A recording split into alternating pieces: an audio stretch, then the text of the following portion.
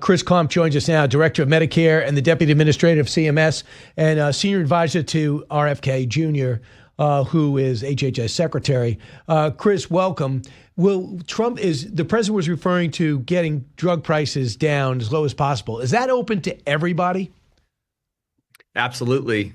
With last week's historic announcement by the president of TrumpRx.gov, the president unleashed the access to the American people, any American, to the first of what will be many, many, many more drugs coming as the result of his most favored nation drug policies. He's tired of foreign freeloading. He's tired of the fact that we pay 3 times what the rest of the wealthy world does for the same branded pharmaceuticals from the same manufacturers, the same box, the same plant.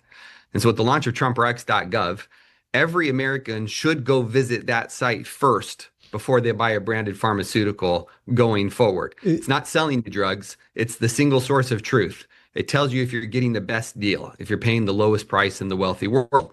If your drug isn't there right now, check back, because multiples will be added in the coming weeks and months, reflecting all of the deals that the president has negotiated with the major pharmaceutical manufacturers. So they'll go to Trump RX, all these drugs. So in other words, that's the standard bearer of the price.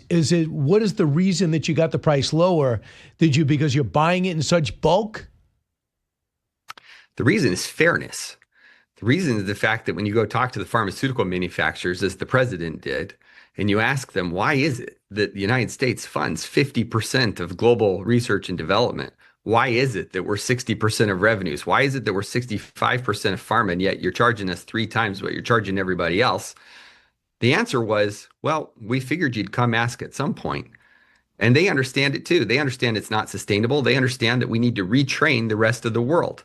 So the way that we're able to get this is the president's demanding that other wealthy countries pay a little bit more, that they pay their fair share. Right now, on average, foreign countries pay about 0.3% of GDP. We pay 0.8% of GDP on pharmaceuticals. He wants that to change. That's already changing. So, Chris, let's look at what we're seeing now with the subsidy debate that was so fervent in the fall that led to the shutdown. I know the president said, yeah, I'd like to if you want to use that money, I want it to go right to the people, not to the insurance companies. The insurance companies were in, they testified. I didn't see anything that really got accomplished as they said their side of the story. Where are we at with that? Yeah, so much was made about the enhanced premium tax credits, the subsidies that led to this, plus 40-day shutdown of the government. What you didn't see was a whole bunch of people fall off of the marketplace Obamacare plans. You don't see that in the data. You see enrollments flat to slightly up. What you didn't see was massive increases for the vast majority. By the way, just to be clear, marketplace plans, we're talking less than 10% of America. We talked about Obamacare like that's affecting everybody. It's not. It's like 6 or 7% of the population. Now, it still matters. We need to do right by them, and we can.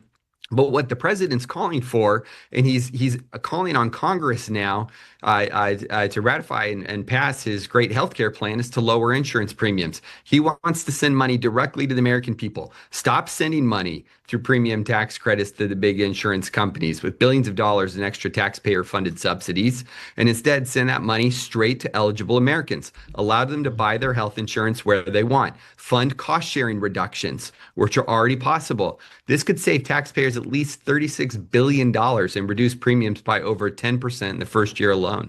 Chris, when you hear Hakeem Jeffries come out and say the president and his administration has cut Medicare and Medicaid more than any other administration, what do you say? I don't see it. I see Medicaid having grown by 50% over the last 5 years, peaking at 90 million beneficiaries on what was supposed to be part of the American social contract. You do everything you can, and if you come up short, we're our brother's keeper. We'll step in. And that contract remains sound today. But the program grew for those eligible for it, right? For those eligible, for those who are not able-bodied, who can't get their insurance somewhere else. But the program spiked at ways that blue states and red states were calling and saying, we can't afford this. It's too big. The Biden administration alone reduced the scale of Medicaid by 15 million beneficiaries. Did you see 15 million a 15 million increase in uninsured lives over the same time frame? No, you didn't. Why not? Because those people could and did get insurance elsewhere. So when I look at it right now and say, how do I respond to this on Medicaid? What the president did, what happened in the working families tax cut legislation is allow Medicaid to be a sustainable long-term program. He cherishes it, we cherish it, and it's about longevity. It's about lasting. So it's working. Medicare and Medicaid and Medi-Cal and the things like that, they were supposed to be state run. They were, and yet the feds fund 62% of those programs. So we've got a bit of a stake in that. That's why the president's, calling on not having illegal immigrants funded by Medicaid, for example. Why should one state that chooses not to subsidize another state that does choose to? So the other thing I'd respond on this, by the way, is show me the cut in Medicaid. At no point does the Medicaid budget go down. It's still growing by over $200 billion. It went from growing 8% a year, 2.5 times GDP, to still 5% a year. It's still growing nearly twice the rate of GDP. The program has not been cut. It simply isn't going to grow $5.4 trillion. What we're doing is wrestling with the fact that we've got a right-size cost. And that's what the president's calling for in the Great Healthcare Plan. We have got to address cost. We've got to make the underlying system work better for all Americans. So what else are you guys doing to be proactive? I understand about the subsidies supposed to evaporate, the big debate, but what are you guys doing proactively on this in the last minute we have? Yeah, so you've seen it on drug prices. We're not stopping. I noticed the Wall Street Journal remarked that drug prices have now come down for the first time since they've maintained their index. That's massive. There's more to come. We've talked about lowering insurance premiums. We're focused on maximizing price transparency. That's part of the Great Healthcare Plan. How do we get hospitals to post prices on the wall? How do we have informed consumers who know what they're buying? And ultimately, how do we hold big insurance companies accountable to do what they're supposed to do, which is help their beneficiaries live healthier lives so that Americans can meet their full potential? It's hard to reach your full potential when you're not healthy. Yeah. That's what we're doing with the Great Healthcare Plan. I also think you guys are cracking down on fraud. That seems to be a concerted effort, and that would certainly help. I think we're all for that.